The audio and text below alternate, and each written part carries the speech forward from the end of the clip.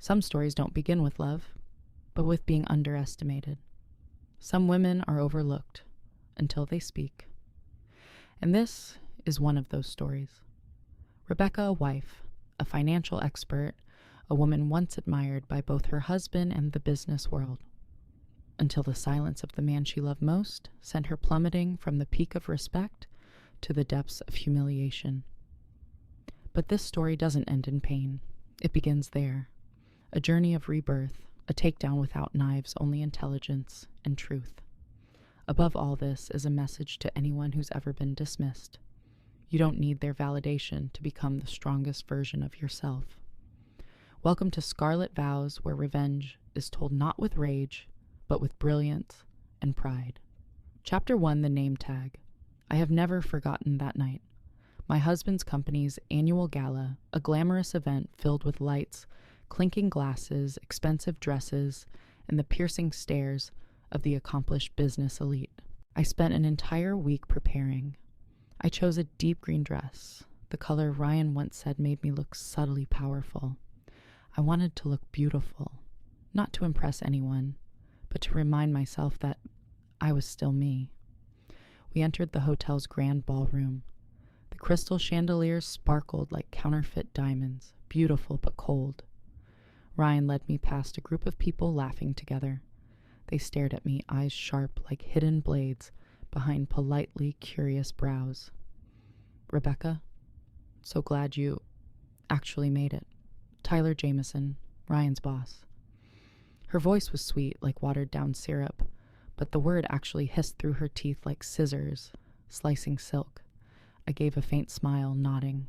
The air grew colder as we made our way toward the banquet area. Tyler escorted us to the center section, pointing toward a lavish round table with 10 velvet-covered chairs. Ryan, you're the here leadership table. Rebecca, your seat is right over there. Family section. That voice, I remember it vividly loud enough for nearby ears, soft enough to deny me any rightful anger. I looked around and walked to the designated area. Name cards were neatly placed on the table, each one written in calligraphy on cream art paper. I skimmed them. Sarah Chin, David Kim, Jennifer Walsh, and then I saw mine. Pathetic gold digger, nobody. I thought my eyes had deceived me. I leaned closer, read it again. Still the same words, clear, bold, like a dagger straight through my self-respect. The murmurs started around me. A man let out a low whistle. A girl giggled. Still clinging to him after all these years, a voice from behind, loud enough to shatter what little silence remained. I lifted my head, scanning the room, faces filled with a mix of shock and delight. They were savoring a carefully orchestrated humiliation. I turned back to find Ryan. He sat at the front table, hand resting on his glass, eyes fixed on it like the answers to the universe were hiding inside. I waited for him to rise, to react, to say, "Rebecca, are you okay?" But no, only silence. A silence more brutal than any mockery. I stepped forward, standing right beside him, my voice low enough for only him to hear, yet sharp enough to pierce the shell he was clinging to. "If I were you, I'd check the company's stock price soon." Then I turned. Walking slowly past the rows of seats, all eyes followed me, the woman publicly humiliated, yet walking out of the mud with her head held high. They didn't know. The rage in me wasn't weakness. It was the beginning of a storm. Chapter 2, The Days We Dreamed Together. 9 years ago, I wasn't Ryan's wife. I was Rebecca, a sharp-minded young woman, fiercely devoted to financial justice, and carrying a simple dream to use my intelligence to protect the small from the deceit of the loud. I met Ryan at the university library during the final exams of our senior year. I was studying for corporate finance, drowning in balance sheets and discounted cash flows, when the tapping of a pen against a desk shattered my concentration. I turned and saw a guy drumming on his textbook like he was in a pop band. "I'm not sure if you realize this," I whispered, half joking, half annoyed, "but the rhythm you're tapping sounds exactly like the intro to some awful pop song." He looked up, flashing an embarrassed smile that caught me off guard. "Sorry. I think better with a soundtrack, even if it's imaginary." I raised an eyebrow. "Well, I think better in absolute silence. So it seems we have a problem. Or a perfect combination, he said, sliding his chair closer. You handle focus. I handle creativity. We talked until the library closed. Both of us surviving on instant noodles, burdened with student loan debt and united by the belief that mediocrity is the only unforgivable failure. Ryan wanted to change how businesses use technology. I was captivated by what was hidden in financial reports. Not just the numbers, but the stories beneath them, fraud, distortion, and the way a corporation's carelessness could demolish thousands of people's retirement funds. That night, as we crossed the empty campus courtyard, I proposed a pact. No matter what happens in the future, we back each other unconditionally. No competition, no jealousy, just real teammates. Ryan shook my hand, oddly serious. Teammates for life. And for a long time, we stayed true to that promise. The early years after college were tough but full of hope. When Ryan landed his first interview at a startup, I printed stacks of materials about the tech they were developing, helping him memorize every bit of technical jargon. That night, we popped the cheapest champagne we could find at the corner store and drank like we'd just closed $1 million deal. As for me, I started my financial advisory work from the kitchen table of our one-bedroom apartment with a printer that roared like a helicopter and a firm belief that honesty was a rare competitive advantage. I worked for small investors, people without teams of analysts, yet still in need of protection from debt-hiding loudmouth companies. I combed through reports, compared executive compensation to performance-built financial models to forecast collapses before they happen. Ryan would often bring late-night coffee standing behind me, gently rubbing my shoulders. Caught any crooked CEOs tonight? Maybe, I replied once, pointing to a pharmaceutical company shifting research costs across departments to inflate profits. Not illegal, but blatantly deceptive. 6 months later, that company's stock tanked. The media cited my analysis. My phone rang nonstop. Clients poured in. Ryan was genuinely happy for me back then. He bragged about me at every gathering, called me the nightmare of dishonest CEOs. We were a team. No one was bigger than the other. No one had to sacrifice for the other. It's hard to imagine that just a few years later, the man who once beamed with pride for me would let me stand frozen in a ballroom full of laughter behind a name tag that didn't even carry my name. I don't know exactly what changed. Maybe success. Maybe a woman named Tyler Jameson. Maybe both. But I do know one thing. When a man stops seeing you as his teammate, you start playing for yourself. Chapter 3. Our dividing line. I used to believe that if a man loved you deeply enough, your success would be his greatest pride. I used to believe that until I began to realize my success made Ryan uncomfortable, but that discomfort didn't come all at once. It crept in quietly through the smallest details, like a hairline crack on glass barely visible, but a warning that it would one day shatter.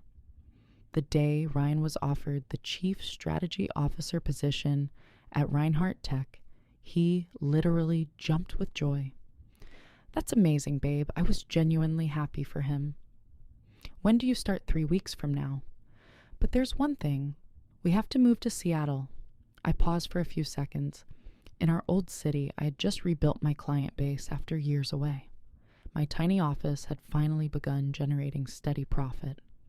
I just signed a major contract with a rising investment fund. But I didn't hesitate. Of course, we'll move. I said it and I meant it. No regrets. I packed everything, referred clients to my partners, closed the office, boxed up our lives, moved and started over once again, because I believed that's what teammates do for each other.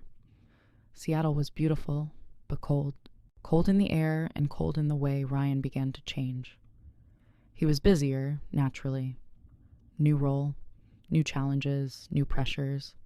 I understood. I didn't blame him. But the way he spoke to me about his work, that changed. Before, Ryan would say, what do you think if they shift their growth strategy toward emerging markets? Now he'd say, at this level, things are complex. You probably wouldn't get the full picture. He began referring to my analyses as side work details, narrow perspectives, and the articles quoting me, he just offered a faint smile. Good analysis, but it's missing the bigger picture. I laughed it off. At first I thought Ryan was just stressed from work. I didn't realize. It was the first step in pushing me out of my role as a partner and into the role of a bystander. Things became clearer when Tyler Jamison's name started coming up more and more. Tyler really has vision. Tyler frames problems in a way that makes the team see things we never saw before. Tyler says Tyler does. Tyler thinks. I smiled lightly, asking sounds like she's an amazing mentor. Maybe we should invite her over for dinner. Ryan shook his head immediately. She's super busy. Meetings with the CEO partners, industry events. Not into social stuff. I nodded. I respected professional boundaries, but I couldn't help but notice. Tyler was never too busy to send me texts that cut like sugar-coated razors. So wonderful that you've made your work flexible to support Ryan. I'm sure your little projects are interesting. Not everyone can put their career on hold for family, that's rare. Those words. They sounded polite on the surface, but repeated over and over, line by line. They made me feel small, diminished and visible in the very life I once led. Ryan's tone shifted too. Instead of asking what I thought, he began quoting Tyler. When I suggested replacing the granite countertop in the kitchen, Ryan said Tyler thinks granite is outdated. She uses quartz cleaner and more modern. I brought up a trip to Italy, a place we once dreamed of visiting back when we were broke. Ryan replied, Tyler says domestic travel helps us understand local consumer cultures better. Tyler says. Tyler thinks. Tyler wants. And me, I was no longer the contributor. I had become someone reacting to the voice of a third person in my own marriage. I started to feel like a stranger in the very home I had sacrificed everything to build with him. My silence wasn't because I didn't know what to say. It was because I wasn't sure my voice still mattered. I once saved pension funds worth millions. I was once interviewed in financial magazines. I was once the woman Ryan proudly introduced at every party. But now I was slowly becoming a shadow. And shadows don't get asked for their opinions. Shan Chapter 4, The Woman Who Never Came to Dinner. I used to think, if a woman was too busy to have dinner with the wife of her close subordinate, she must truly be busy. I don't think that anymore. Tyler Jamison wasn't busy. She was simply too occupied, redefining my position in Ryan's life. The first messages came at just the right moments. Simple, polite, almost caring. Wishing you and Ryan a lovely Valentine's Day. He's been giving so much to the new initiatives. It's wonderful he has a partner who knows when to step back so he can step forward. I remember reading that. My heart didn't race. I didn't boil with anger. It simply sank like the soft snip of scissors through silence. Then came the Easter wishes, the compliments on my grounded practicality, the praise for how I keep Ryan balanced. She never said too much, never too little. Each message was a tiny cut, not deep enough to bleed right away, but repeated so often I didn't realize I was losing blood until it was too late. I asked Ryan, do you think those comments are normal? He shrugged, distracted. Tyler's just like that with everyone. You're being too sensitive. Yes, I was sensitive. Sensitive enough to spot patterns others missed.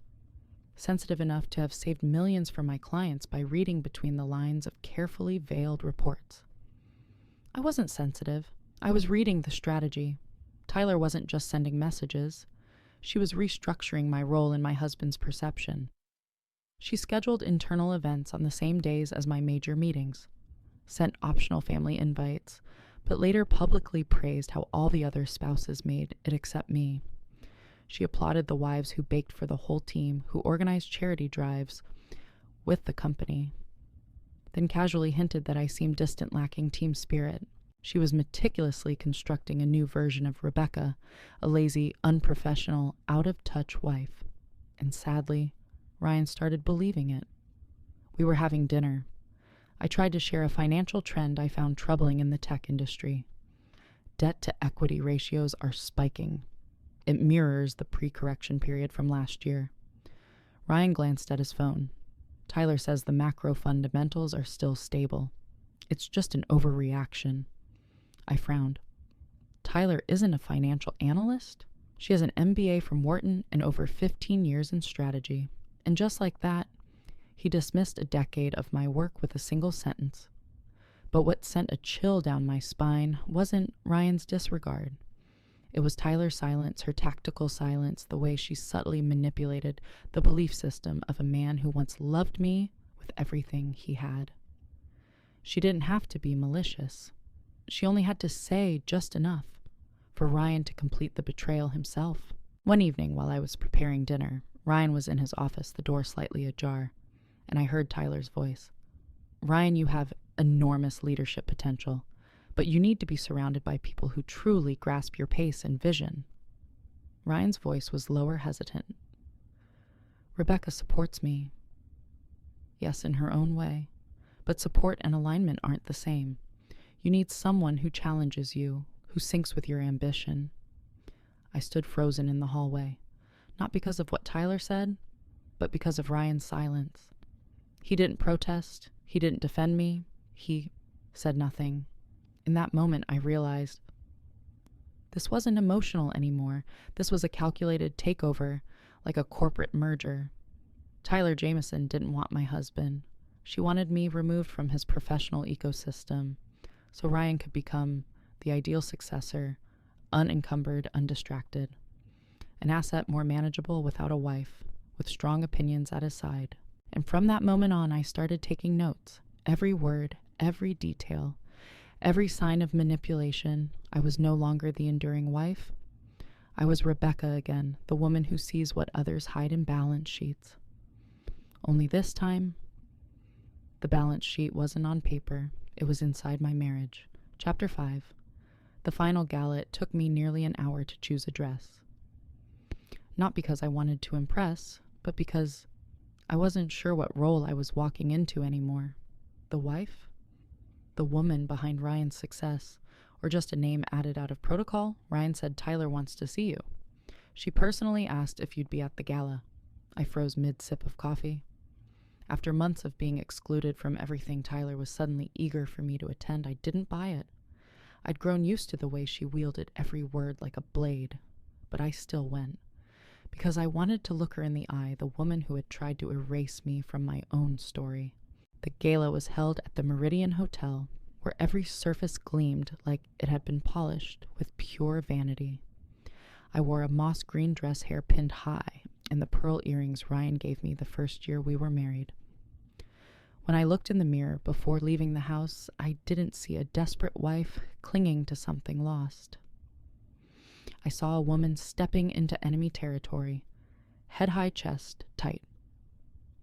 Tyler spotted us the moment we entered the ballroom. She walked toward us like the venue was her stage, and she the leading lady making her grand entrance. Rebecca, you made it at last. I gave her a faint smile. Thanks for the invitation. Ryan deserves someone by his side on a night like this.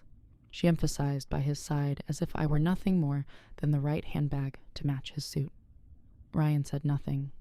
His hand rested lightly on my back, not to support, but as if steadying a prop. When she led us to the table, I sensed something was off. Ryan, you'll sit here. Leadership table. Rebecca, you're at the guest table. Over there. I looked at Ryan. Waited for him to say, no. My wife will sit with me, but he didn't. He simply nodded and turned as if the separation was perfectly natural. I walked to the table Tyler had pointed out, glancing over the name cards written in blue ink on cream paper. 1, 2, 3, and then I saw mine, and I froze. Pathetic gold digger nobody. I thought I'd read it wrong, but no. Every letter was clear, handwritten, carefully etched like a curse framed in calligraphy. The first laugh struck like an arrow. Then came the ripple, a wave. A man whistled. A woman giggled. She's still clinging to him after all these years. I don't remember how long I stood there. I only remember the sensation, the ice-cold numbness of being stripped bare in winter, with no one offering a blanket, a glance, or even a fair word. I turned back to Ryan. He sat at the front table, eyes lowered to his glass. No shock, no panic, just silence. I walked up to him, stood beside him. I didn't cry. I only spoke softly, just enough for him to hear, no one else. If I were you, I'd check the company's stock price soon. Then I turned and walked away. No one stopped me. No one reached out. No hand, no apology. No righteous anger in my defense. The entire room seemed to silently agree that I should leave. And I did head high step by step through the indifferent stares of people who once laughed at my competence, not realizing they were witnessing the opening act of their own collapse. I sat in the back of a taxi dress, wrinkled mascara smudged with tears. The driver looked at me through the rearview mirror. Quiet, he didn't ask. I said only one thing as I stepped out. Thank you. My voice trembled, but it did not break. That night, I lay awake in bed, staring at the ceiling like it was the final wall between me and the truth. But the truth doesn't wait to be invited. It finds its way. I was not a failure. I was not a nobody. I was not the fragile wife they imagined. I was a woman with enough knowledge to bring down a company, and Tyler Jameson had just signed the death warrant on her own career. Chapter 6, The Huntress returns the next morning. I woke up earlier than usual. Not because I hadn't slept, but because I was awake. I made coffee like every morning, but for the first time in months, my hands didn't shake. In the stillness of the kitchen, I opened my laptop. The black screen reflected my face, pale, tired. But the look in my eyes had returned. That look. The look that used to make CEOs break into a cold sweat. The look that tore apart perfect balance sheets.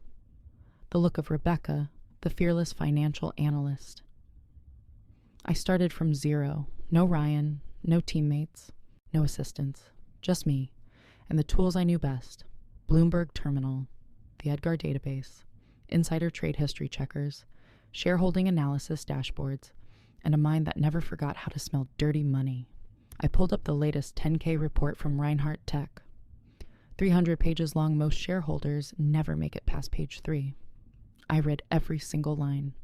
30 minutes in, I found the first flag. Executive stock option trades, always right before positive announcements.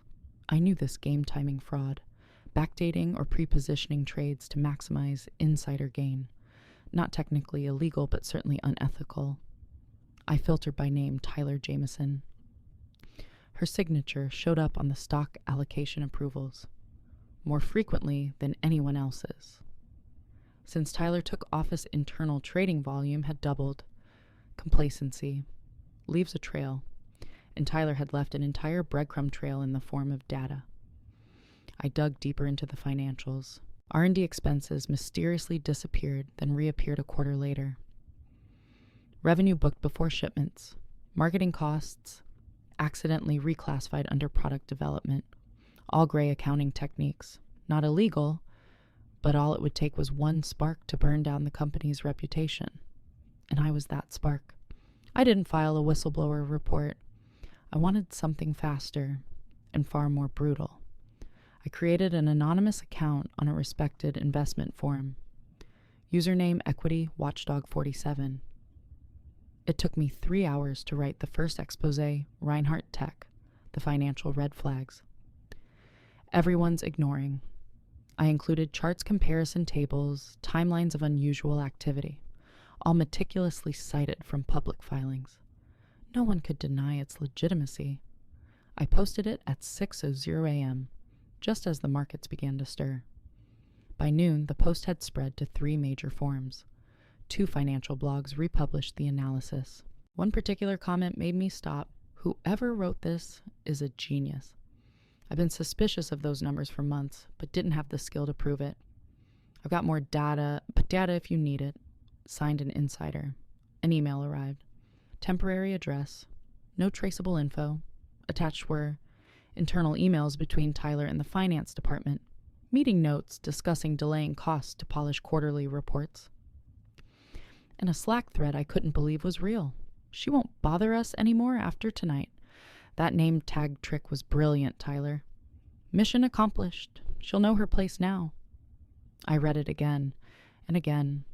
My hands turned ice cold. They hadn't just humiliated me. They planned it. They thought they had won. They forgot. I once took down 3 companies with a single analysis. I wrote my next piece, Toxic Culture and Creative Accounting, a deep dive into Reinhardt tech leadership. I was no longer dissecting numbers. I was exposing an entire system. That afternoon, Reinhardt's stock dropped 12%. Financial media began asking questions. The company's investor relations line went dark for the rest of the day. And me, I sat in my small office, sipping coffee and feeling alive. This was no longer about Ryan. No longer about love, betrayal, or heartbreak. This was about the truth. And the truth, when backed by data, always wins. Chapter 7, When the Man Who Left Came Back Begging Monday. 2:00 p.m. I was watching Reinhardt's stock price continue to nosedive when I heard keys turning in the lock. The door creaked open. Leather shoes clacked against the hardwood floor. Not rhythmic, not confident, but heavy, tired, drained. Ryan, home 3 hours early, no warning. I didn't look up from my screen when he stopped at my office door. Rebecca. His voice was hoarse, quiet, and very human. I looked up. For the first time in a long while, he wasn't wearing his corporate mask. His shirt was wrinkled, tie loosened, hair a mess, eyes sunken. He looked like someone who had just walked out of a storm I had unleashed. We need to talk. I closed my laptop, met his eyes, about Tyler. About the investigation, or about how you sat still while your entire company mocked your wife. Ryan sank into the chair across from me, slowly, as if every movement hurt. The SEC just officially opened an investigation. FBI seized Tyler's office computer this morning. I said nothing. Rebecca, things are bad. Really bad. I gave a small nod. I know. Ryan stared at me. Really stared like he was seeing me for the first time in years. You. No, I leaned back in my chair, crossed my arms. What do you want from me, Ryan? I need your expertise. You've always been good at reading data. You could help me. I cut him off. Help you avoid liability. Help you prove you were just an innocent bystander in Tyler's scheme. He said nothing. I continued. Do you remember the last time you asked for my opinion on a financial decision? Or the last time you defended me when someone took a shot at me? Oh wait, I remember now. That would be never. He dropped his head. And for the first time I saw Ryan shrink, not from fear of losing his job, but because he knew he had already lost me. I opened the drawer, pulled out a file, placed it gently in front of him. This is my exit plan. Inside, a consulting contract with a major investment fund. Projected revenue if I return to full-time work. Email confirmations from 3 former clients ready to rehire me immediately. Rebecca, you're leaving. No, I'm coming back to life. I met his eyes. There's a difference. He flipped through the pages like he was reading his own indictment. But Tyler is collapsing. And I was the one who pushed the first brick. Ryan looked up, stunned. You knew you were involved, I smiled the first time in the entire conversation. Remember when you said I was just playing around with consulting work for fun? Ryan nodded. His face turned pale. Well, that little fun project just wiped nearly 20% off your company's stock in 3 days. There was no anger in my voice, only truth. Rebecca, I know I messed up. But you once said we were a team. We were, when we were a team. Now, I coach for a different one. I stood, turned, paused at the door. I didn't look back. Ryan, I was once the kind of woman who would give up her career for love. Now, I'm the kind of woman who makes a company bow to the truth. Is this revenge? I turned. eyes cold. No, this is a reminder that underestimating a woman with intellect always has a price. Chapter 8, Rebirth. My new apartment is smaller than the old house, but there's no wasted space, no dead corners, no memories hiding between the bricks, only light and silence. I hung my PhD in finance on the wall for the first time after years, rolled up in a cardboard tube. Beside it, my forensic auditing certification and a framed honors diploma once dismissed as unnecessary. I looked at each one like I was meeting parts of myself again, pieces I had set aside to serve a dream that at some point had stopped being mine. On the first morning waking up there, I made coffee by hand, slowly.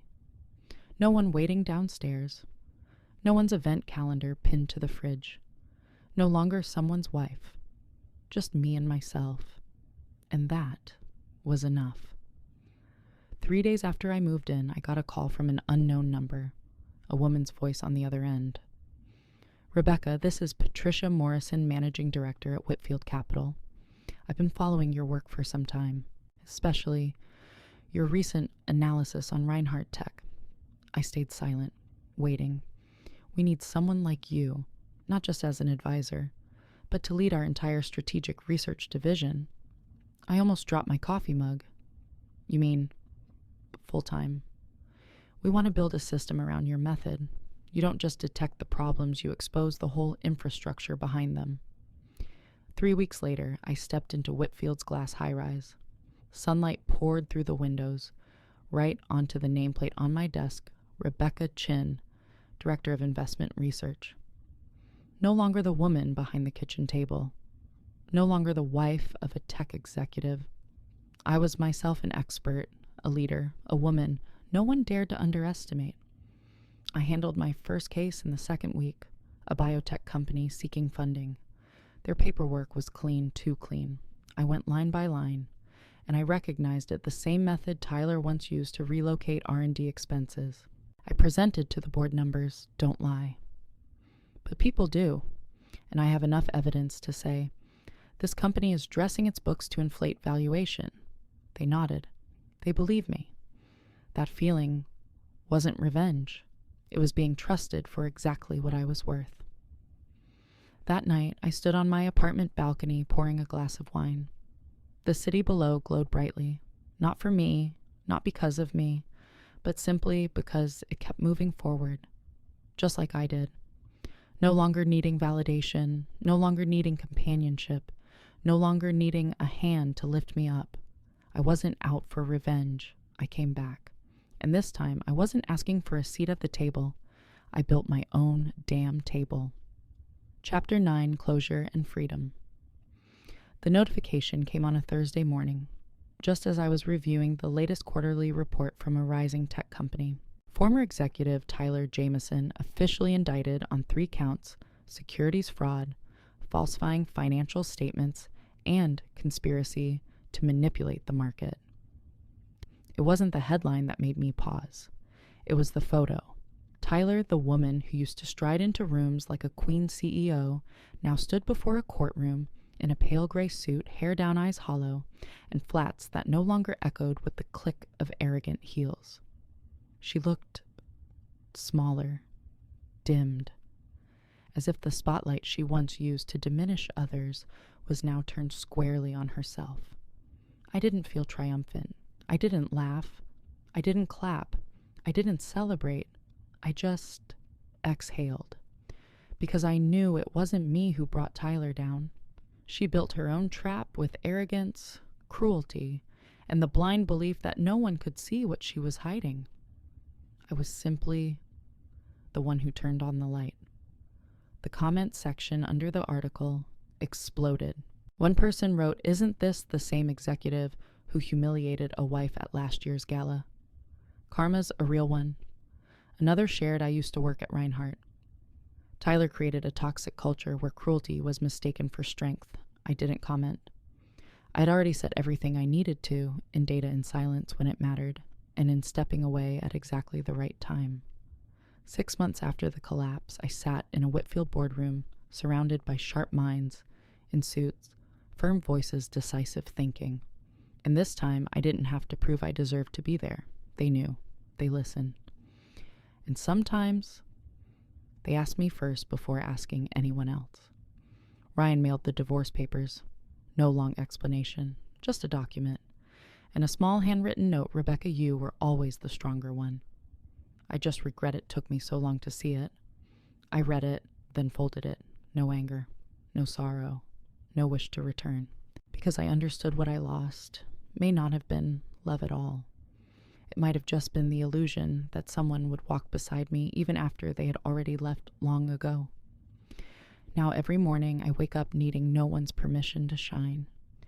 I live in an apartment I chose because I love it, not because someone else wanted it.